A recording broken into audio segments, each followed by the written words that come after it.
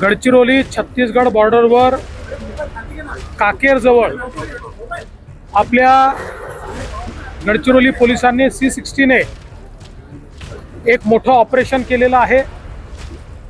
या ऑपरेशन मध्ये 12 माओवाद्यांना यमसदनी पाठवण्याचं काम आज आपल्या पोलिसांनी केलंय। दुपारपासून हे एन्काउंटर चाललेलं आहे। दुपारी मी गडचिरोलीला असताना त्या ठिकाणी एसपींनी आणि आयजींनी मला याची माहिती दिली होती। आता लेटेस्ट माहिती अशी आहे की जवळपास 12 माओवादी मारले गेले आहेत। बॉडीज त्यांच्या मिळालेल्या आहेत। ऑटोमॅटिक मशीन गन्स आणि बरंच मोठं ॲम्युनेशन त्या ठिकाणी प्राप्त झालेलं आहे।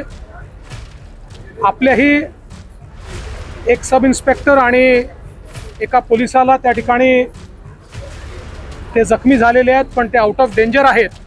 त्यांना नागपूरला पाठवण्यात आलेलं आहे आणि अजूनही ही एन्काउंटर सुरू आहे।